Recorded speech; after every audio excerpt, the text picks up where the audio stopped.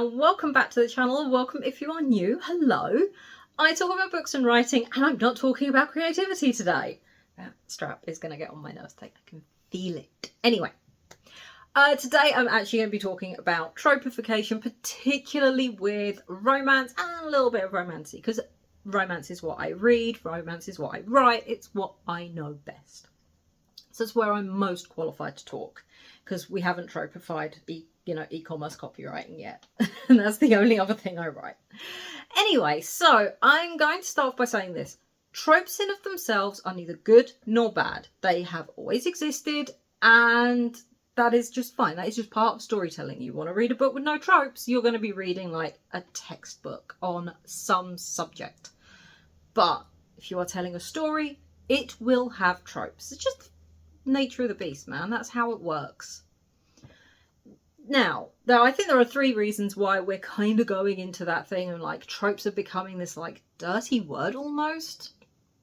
And I'm going to go through all three of them, and these are just my opinions. I would love to hear yours as well, so do stick me a comment and let me know what your thoughts of this are. Anyway, let's crack on with that now. I've said it. I'm going to say it. The first problem is actually people like me. Yeah, laying the blame on my daughter, just kick everything off, right? Hear me out. So, once upon a time, tropes were kind of like wild hedgehogs here in the UK. I never saw them, but, you knew they were there. And I knew they were there without seeing them and no one drawing attention to them. Now, we are actually putting a lot more focus on them, and we're talking about them. This little thing that was supposed to kind of almost live in the dark has been put into the spotlight. And yeah, I'm part of that. I do the trope talk once a month where I break down a trope and in romance and, go into like why it works, why it doesn't, stories that do it well. We are now looking at them in a way we never used to, because like even a few years ago, you just didn't really talk about them, but they were there. I mean, you had like TV tropes, which was like the one place where you could go and read all about tropes and learn about tropes. But now it's everywhere. They are plastered everywhere when it comes to books. So we're noticing it. And yeah, that is kind of a little bit on me. Am I going to stop talking about them? I mean, probably not, because I talk about things as a writer. So yeah.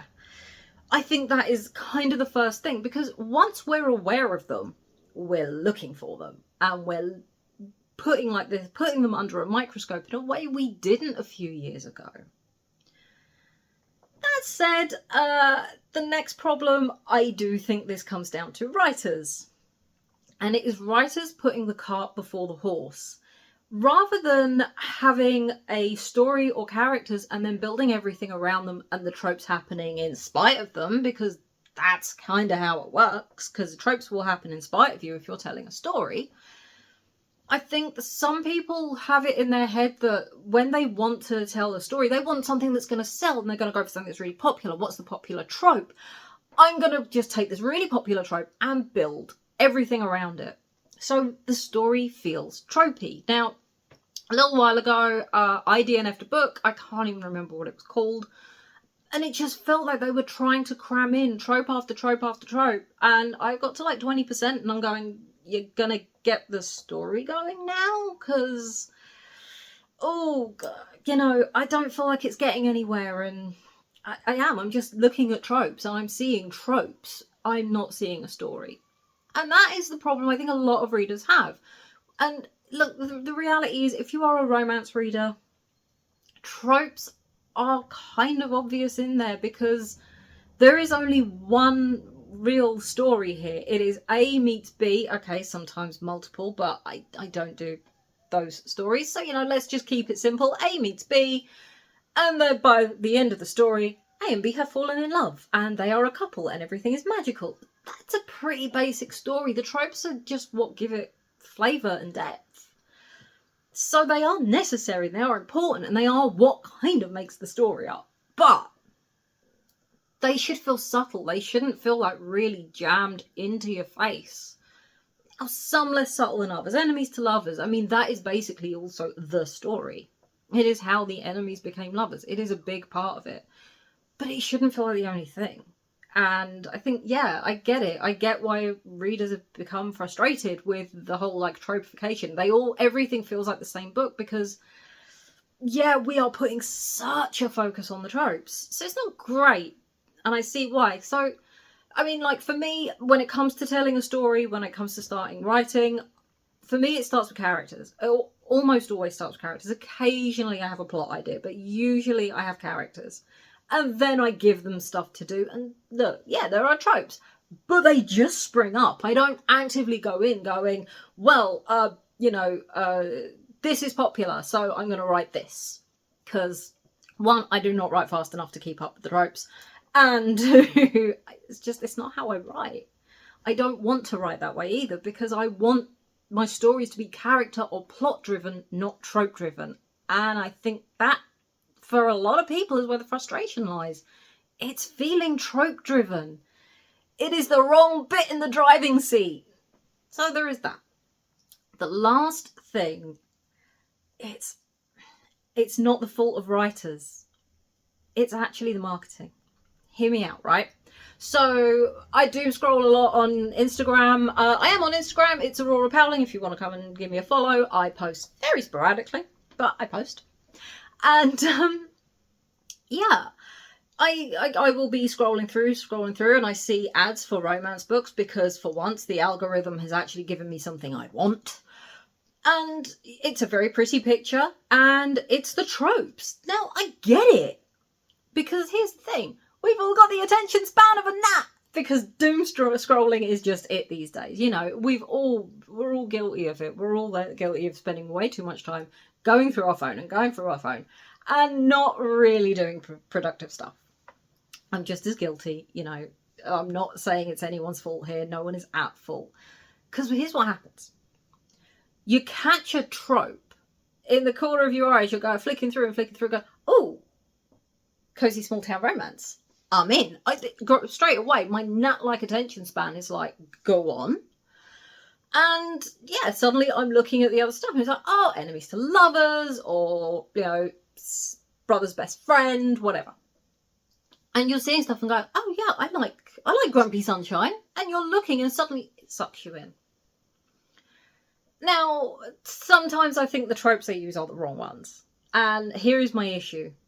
In doing that, one, you are drawing attention to the tropes and making the story about the tropes and not the characters or the story itself.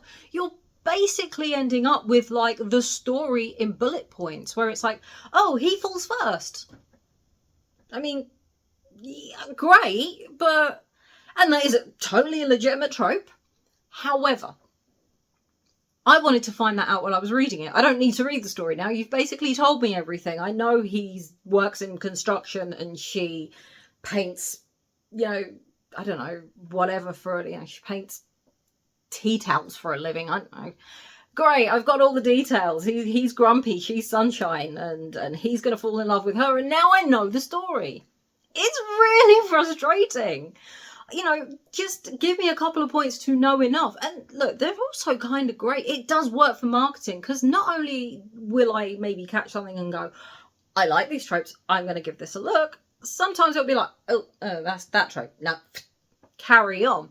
I'm not wasting my time and other readers aren't wasting their time. But suddenly you're going into this story. You know half of it because they've told you all the tropes.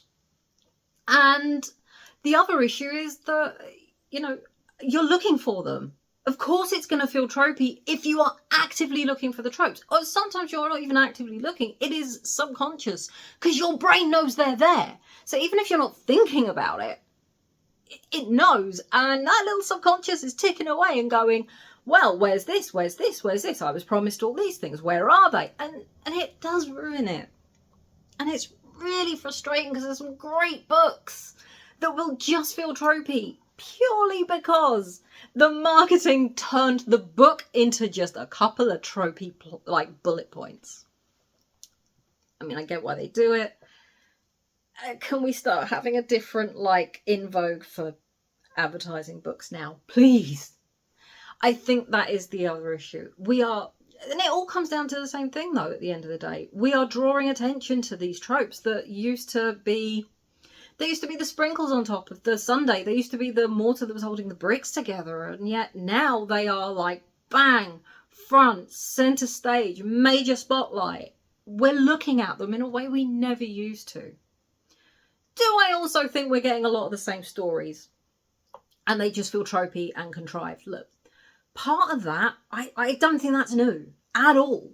Because, look, you know, Twilight did well, and suddenly we were inundated with romance stories about vampires and werewolves. That was all we got. You know, 365 did well, somehow. And we were just inundated with mafia romance. Don't like these things. Sorry, I know I shouldn't. And then we sit there and complain, oh, it's become so cliche, it's become so cliche. Yeah, because one thing did popular, you know, one thing got popular, and now suddenly it's all like, oh my God, we all need to be writing this because this is what sells, this is what everyone wants. And it's like, hold up, calm the heck down. What we want as readers is actually a little bit of variety. I don't just want to read the same story every time. And the problem is oh, this is pop, you know, fairy romances are popular. So everyone's writing fairy romances and they start to feel the same. Because part of it is we're all dipping into the same damn fairy lore. You know, it's just, you know, it's true. And yeah, that's kind of, it's a shame. We need more variety and we need to maybe stop drawing attention to tropes quite as much as we are. I think that would make a difference. We're going to be, when you're not shown them, you're not conscious of them, and then it doesn't feel quite so bad. And look, at the end of the day, I do just think romance is kind of tropey anyway. You know, there's only, as I said, there's only so many ways you can tell A meets B falls in love. You know, the tropes are gonna feel tropey. Unless you're, even if you're sitting there going like, well, I'm going to subvert this trope, and it's like, it's still, the subversion of the trope is still a trope. Just so we're clear. So, you know, I know I've got stuff that I look for and I zero in on really quick. I'm pretty sure that with like Heated Rivalry and whatever that new one is that's just got a series that's like college age hockey, we're going to be inundated with ice hockey romances. Look, I love an ice hockey romance, but I like them done well. And I know what I like within that. So, you know, it still doesn't make me think, yay, we're going to be inundated. It's more like, great, we're all going to be hating on them in 6 months' time. It just is what it is. This is just how we do things. Something gets popular, it's done until we hate it. And I think tropes have been so put under the spotlight. We've talked about them so much, we've hit a point of hating them, even though they just exist and they've done nothing to deserve this. Let's let them go back to their little nocturnal lives and maybe not think about them quite so much. Certainly as readers, writers. Actually, no, you know what, writers? We need to stop thinking about the tropes first and just start loving writing and enjoying telling the stories and letting the tropes just happen. Because they're gonna. Tropes are gonna trope. Hey, maybe I'll get it on a mug one day. Anyway, guys, that's all I've got for you today. I hope you enjoyed this video. If you did, give it a like. If you didn't, give it a like anyway, man. It don't cost you anything. And, yeah, do leave your thoughts on this matter in the comments below, because I would love to hear from you and know what you've got to say on this, because I do think it's an interesting little subject. And if you are not subscribed to me, hit the subscribe button, because algorithms do not always send you the books you want to read. Sometimes they hide people like me. And I'm nice, and I don't want to be a trope hidden in the dark. I want to be in the sunlight. So, in spite of the fact there is a heat wave, hence the fish tank, not the fireplace. Anyway, guys, right, on that note, I will see you all next week. Have a lovely rest of your day, evening, week, weekend, whatever you are, wherever you're at. Yeah, I'll see you again soon. Take care, loves. Bye!